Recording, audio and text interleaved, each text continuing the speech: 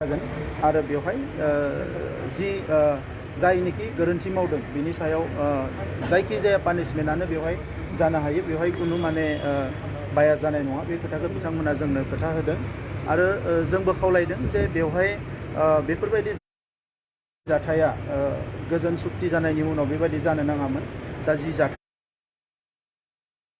जादों बिनि थाखाय जों बयबो दुखु फोरमायदों आरो बे जाहाथे इयुनाव जाया बिनि थाखाय बिथांमोनखौ जोङो माखासे जिथु इनिशिएटिभ बेखौ थाबैनो लानो थाखाय जों बिथांमोनखौ खावलायदों आरो बड'लेण्ड ओनसोलाव गोजोन लाखिनो थाखाय माखासे हाबाफारि बिथांमोना बेवहाय फोसावदों आरो बे हाबाफारिफ्राव टाइम टु टाइम डिसकासन जागोन माखासे पलिसि लानाय जागोन बेखौ बिथांमोना फोरमायदों एनडिपिनि रिहेबिलिटेसन आरो केस उइथड्र बियो थाबैनो जागोन बेखौबो बिथांमोना जिखिनि खामानि मावबाय बिनि आपडेटखौ होदों दिनै दा रन्जन दैमारि बिथाङा जेलनिफ्राय गनांगो बेखौ लानानै आसामनि चिफ मिनिस्टाराबो कनसार्न आरो बिनि थाखायनो बिथांखौ लासै लासैनो चिरांसिम शिफ्ट खालामनायनि माखासे प्रसेस सोलिदों नाथाय बिथांखौ गनायनि मुङाव दा जेफोरो राजनितिक माखासे हाबाफारिफोर जादों बेखौ लानानै बयबो कनसार्न जादों दा आं खावलायनो सानो जे दिनै 30-40 बोसोर सोमावसारबोनायनि उनाव गोदान हाथियार हमग्रा ओंखारनानै बर' हारिखौ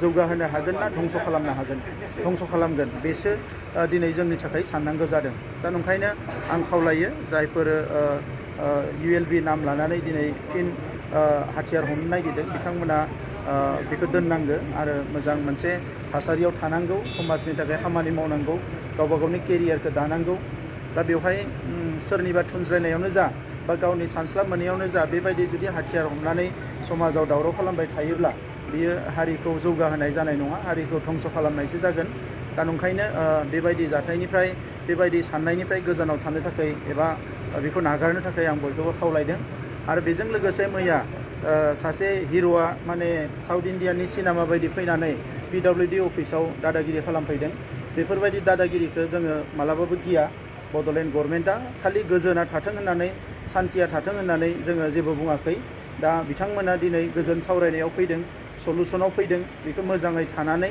सलुसनखौ खालामनानै गावबा गाव न'खराव थांनानै संसार जाबानो जाबाय जोंहा बुंनांगौ गैया जों बिथांमोनखौ अरायसम मदद खालामनो होननानैनो दिनै दंबाय थायो नाथाय जोंनि मुङाव मैयानिफ्राय जेरैबायदि गाज्रि फोसावदों बेवहाय माने पार्सेन्ट लानाय बायदिसिना लानाय बेफोरथ' नंखायखा दा बिनि थाखाय जोङो बिथांखौ केस होनो हायो दा जोङो अननानै जों केस होनो नागिराखै बेहा जेबो प्रुफ गैया बेवहाय जेबो एभिडेन्स गैया जानला मोनला बिथाङा जोंनो दाय जाबसिनदों PWD अफिसाव जे टेन्डार जागोन बेखौ आङो मिथिया बेखौ अफिसारफोरासो खालामो दा बेवहाय बिथांमोना जोंनि मुं लानानै बा MLA नि मुं लानानै जेखौ बुंदों जोङो बेखौ कन्डेम खालामो आरो बेफोरबायदि दादागिरि जाहाथे सेकेन्ड टाइम खालामा बेखौ जोङो बेखौ खावलायो मानोना बे बड'लेण्डआ बेबायदि साफा सानै साथाम मानसिनि दादागिरिनि फिल्ड नङा बियो बेवहाय जोङो गोजोनै थानांगौ सान्थियै थानांगौ आरो जौगानायनि खामानि मावनांगौ जों बेखौनो लुबैयो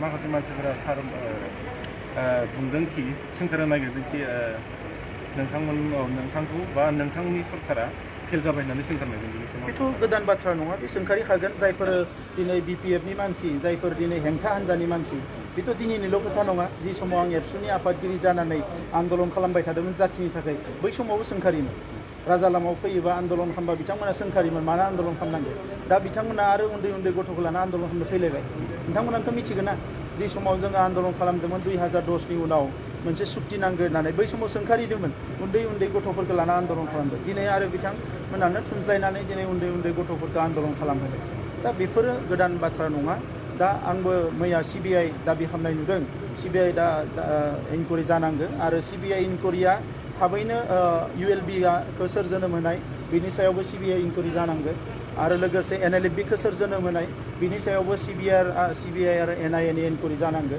जों बेखौ लुबैयो आरो राफिकुल जि बुथारनाय बे केसआबो CBI नि आखायाव दङ दा गोबां केस CBI नि आखायाव दङ दा CBI इनकुवारि जानांगौबा गासैबो जानांगौ गासैबो एक्सन जानांगौ नाथाय बेफोर जायोबा सोर थांगोन जोंनिनो सोरबा बिदा फंबायफ्रा जेलाव थांगोन दा बेखौ बिथांमोना दिनै जेखौ साननानै बुंदों दा बेखौ हयथ' सोरखौबा पलिटिकेल टारगेट लाना खोथाफोरखौ बुङो नाथाय बेवहाय रावहाबो लाब जानाय नङा जोङो गोजोनखौ लुबैयो जौगानायखौ लुबैयो आरो दिनै बड'लेण्डआव गोबां बोसोरनि उनाव माखासे इनभेस्टमेन्ट फैनो नागिरदों, गोदान गोदान इन्डास्ट्रि जानो नागिरदों, साख्रि मोननो नागिरदों हाजार हाजार जोंनि लाइमोनफ्रा। दा बेफोरबायदि समाव साफा सानै सेंग्राफोरखौ थुनज्लायनानै जेरैबायदि खामानि मावनो नागिरदों बेनिख्रुइ दुखुनांथाव आरो जेबो जानाय नङा। गोबां बर' लाइमोनफोरा गोदानै जोनोम जानायफोरखौ आरो बिफां बिजाबाव बरायनायसो नुनो मोनो, बिनि खेथ्रआव मा बुङो? दा बिथांमोना बुजिस्लाबैखाय बरायदों। उनाव जेला बेयो गाबोन पुलिस आर्मिया हाबफैगोन, अपारेशन जागोन, जोंनि बिमा बिनानावफ्रा आरो खस्थ' मोननांगोन, बिदा फंबायफ्रा खस्थ' मोननांगोन, नाङा फाङा गावथारजागोन, अब्ला बिथांमोना मा खालामगोन बेखौ? जायखौ दिनै बरायदों, थांनाय 30 बोसोराथ' बेनोमोन ना, जों अखानायबानो आर्मि पुलिसनि मोगा मोगि जानाङोमोन। ना जानायनि सुख दङ, ना लोंनायनि सुख दङ, ना माबा मोनसे मोजां प्रग्राम खालामनो हायो, जेबोखौनो खालामनो हायामोन। ओंखायनो जोंनि ओनसोला गोग्लैसोदों। दा जुदि आरो बरायबावनानै आरो हाथियार लाबावनानै गारो आरो सोरखौबा गावनानै बमा होनानै गाबोन थासारिया गाज्रि जायोबा लोब लोब आर्मि पुलिस हाबफैबावगोन, अपारेशन जागोन, बिनि उनाव आरो थासारिया गाज्रि जागोन। बिनि थाखाय दायनिगिरिया बिथांमोना जानांगोन। राजखान्थि थासारि दङ होनना सानो नामा? निस्सय दङ, बेवहाय राजखान्थि गैयालासिनो जानाय नङा। आरो बेवहाय सोर दङ सोर गैया बेखौ CBI NIA अलरेडि मिथिगौ। खालि बेखौ गाबोन समफोर गोसोबानो एक्सन लानो हायो। दा बे बिथांमोनखौ दिनै जोङो नायदों जे बिथांमोना जुदि रेस्टुरेन्ट जायोबा, मोजां थासारि लाबोबा बियो मोजां। आदारवाइज आंहाथ' राजनितिजों जेबो लेना देना गैया। आं बर' हारिनि मोजांखौ लुबैयो। दिनै सोरबा सोरबा सोंखारिदों, दालाल सैमा बायदिसिना होननानै रायदों, आंहा बेवहाय जेबो साननांगौ गैया। मानोना हारिनि मोजां मावनो फैदों। जिखालि हारिनि मोजां मावनो हाया, बबेयावबा फेल जादों होनना मिथिगौ, आंखौ रावबो रायलायनो गोनां गैया, आं गावनो रिजेन होगोन। मानोना दिनैसिम जोङो जोनोमनिफ्राय जि समनिफ्राय बुजिदों बै समनिफ्राय हारिनि खामानिखौनो मावदों आरो गुबुन जेबो मावाखै। दा नंखायनो सोरबाया दिनै गन्डगोल खालामदों, सोरबाया दिनै करापसन खालामदों, सोरबाया दिनै मार्डार खालामदों। बे मानसिफ्रा जुदि दिनै जोंखौ बायदिसिना खोथा आसि थुना होनो नागिरोबा बेफोरनि गासैबो हिस्ट्रिफ्रा जोंनियाव दंजोबो, जों बुंफोरजोबनो हायो। आरो मोनसे बुस्थुखौ जिनिसखौ नुगासिनो थागोन, लाइमोनफ्रा ससियेल मिडियाआवहाय बायदिसिना गावजों गाव आसि थुलायनानै, ओमफ्राय बेबायदिनि थाखायनो सोरबा सोरबा माखासे लाइमोनफोरा मोनायावहाय पुलिस प्रशासनजों लायजानायखौ जों नुनो बेखौ मोनो। नों बुंनाया एकदम थार बाथ्रा। बे जोंनि लाइमोनफ्रा ससियेल मिडिया जे माने स्केन जायो, बा ससियेल मिडियाया जे मोनसे साइबार क्राइमावबो गोग्लैयो, बेखौ बिथांमोना दाबो बुजियाखै। माने जोबोद गोरलै बाथ्राजोंनो जोबोद गाज्रि गाज्रि बाथ्रा बुङो। दा बेफोरथ' नों लिगेलि एक्सन लाथावथावखौ एक्सन लाखागोन।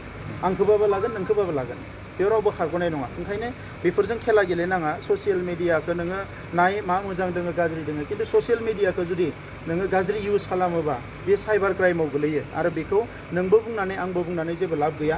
दा गोबां जोंनोबो हरो, बिराद गाज्रि गाज्रि, नोंखौ गावथारगोन, नोंखौ माबागोन, ओरैबायदिसिना। दा बेफोरखौ जुदि जोङो पुलिसनो होजोबोबा सब साइबार क्राइमाव गोलैजोबो। ओंखायनो बर' लाइमोनफ्रा बेफोराव बेस्थ' थायालासिनो